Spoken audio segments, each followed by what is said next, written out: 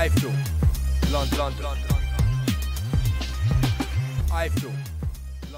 Good afternoon, ladies and gents. Welcome to the CUC for the head-to-head press conference for the WBO Light Heavyweight Championship of the World between the challenger on my left from Liverpool, Tony Bellew, and the champion to my right from Kefton Forest, Nathan Cleverly. This is a fight that needs little introduction, build-up or hype. It is what it is. It's a fight. Two guys who believe that they are the best at what they do, who believe that they are better than the guy in the other corner, believe that they are the one and only who deserve to be called a world champion. The rivalry between Tony and Nathan is well documented. From the red hot exchanges back at the O2 in May, to verbal insults and police being called at press conferences, I think you'll all agree we're all in for a real treat this coming Saturday, when these two fantastic athletes step into the ring and challenge each other in front of 10,000 fans at the Echo Arena. This is also the first world title fight to be broadcast live on Box Nation, which is channel 456, and it's also available on Freeview, channel 112, and boxnation.tv. Also joining us today, we have James DeGale and Piotr Wilczewski, who will be fighting for Piotr's European super middleweight title. After a contentious decision last time out at the O2, James has got the chance to get straight back on top and to claim a European title from someone who's ranked #2 in the world. This is going to be no easy task, and James knows he'll have to be at his best and put in a top performance to take the title.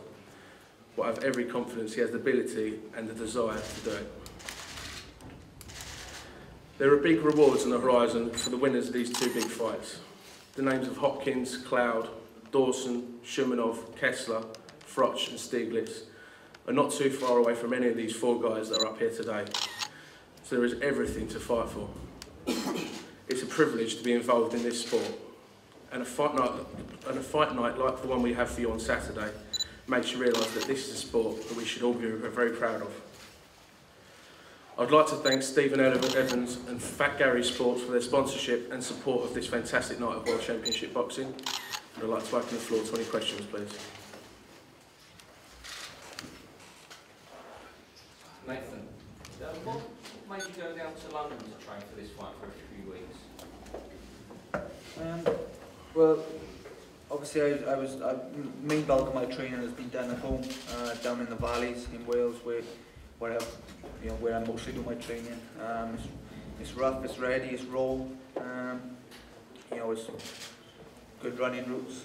So yeah, the main bulk was done down there, but sometimes it's difficult getting good quality sparring. So we decided to go to London for 2 weeks, down to the Haymaker gym. Obviously got some good orthodox sparring with George Groves and Chris Eubanks boy.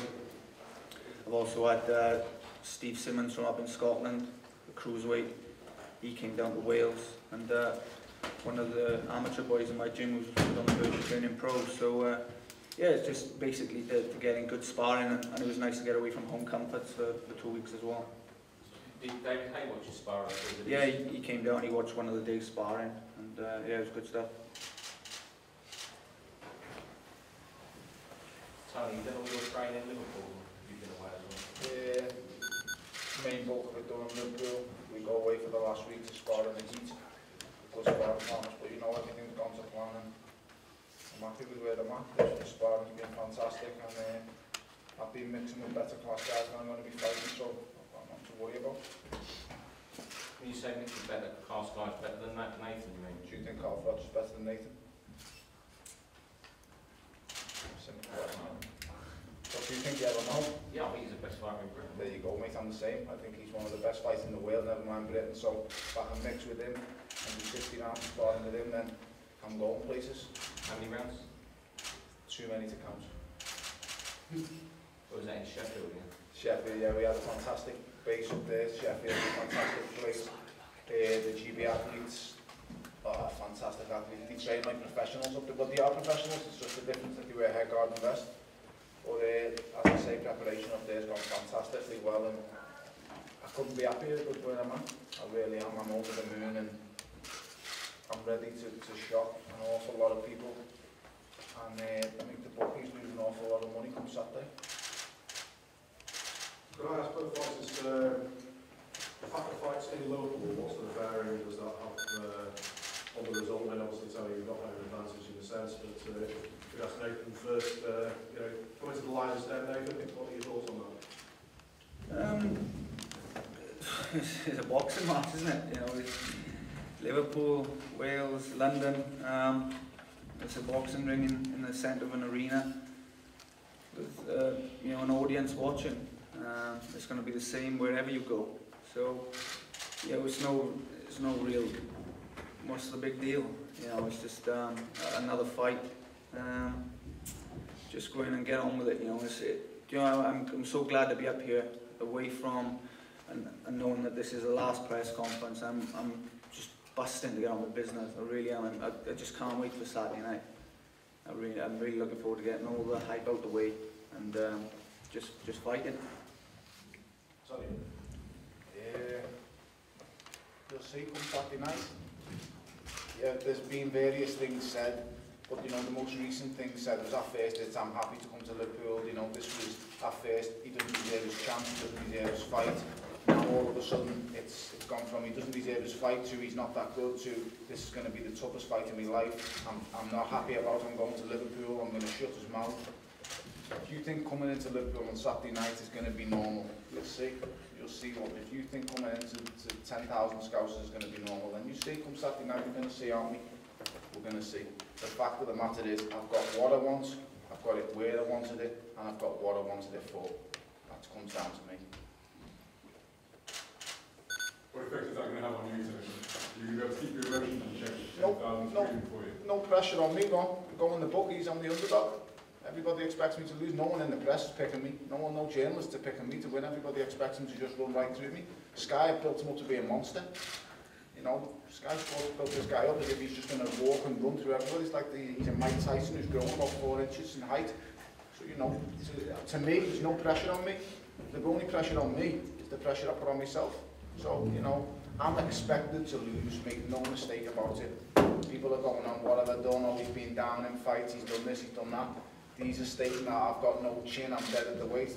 If I'm dead at the weight, he should just walk through me. It should not be a problem, it should be easy pickings for these guys. I'm the underdog, there's no pressure on me. The only thing that there's pressure on me is the pressure I put on myself. That's the only pressure I feel. Nathan, are you going to walk through Tony? Is he suggesting? I just, like I said, I'm just leaving him talk because that's all it is talk, you know. This is going to be, regardless of what's said now, that's why I'm just keeping quiet because on fight night you're going to see what's going to happen.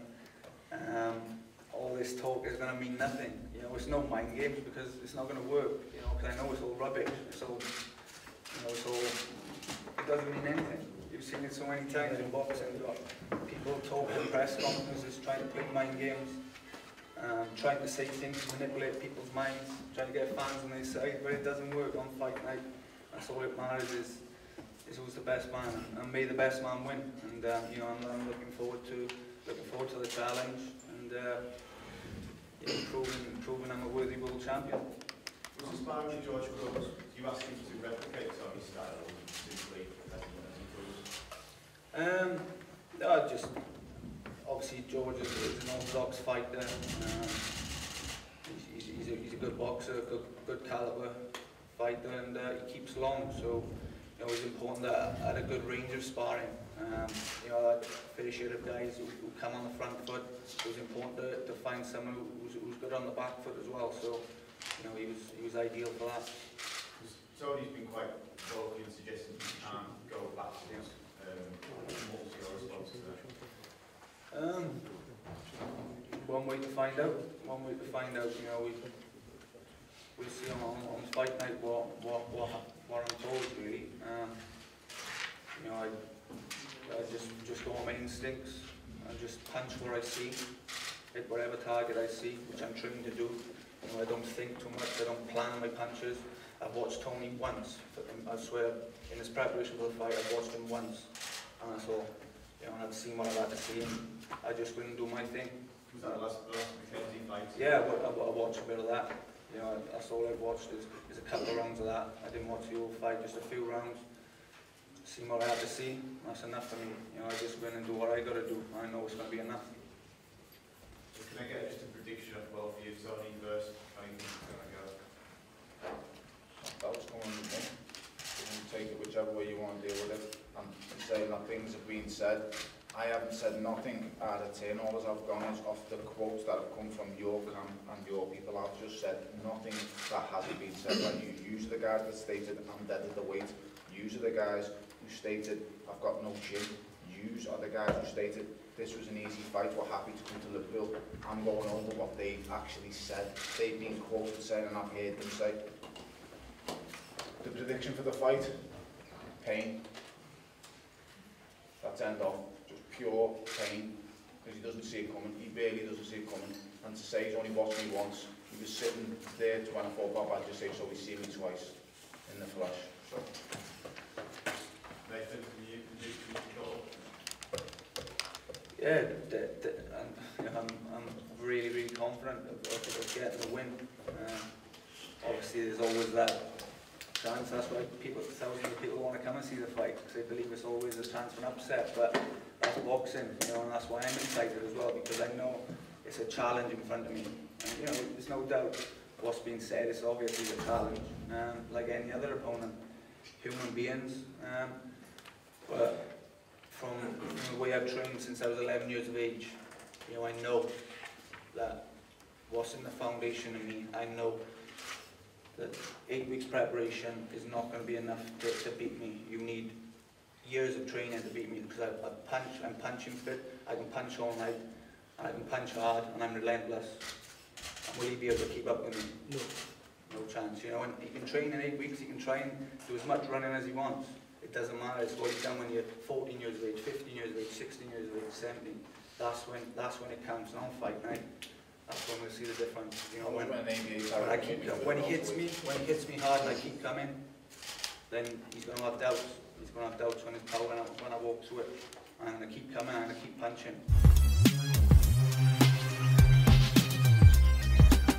iFILM, London.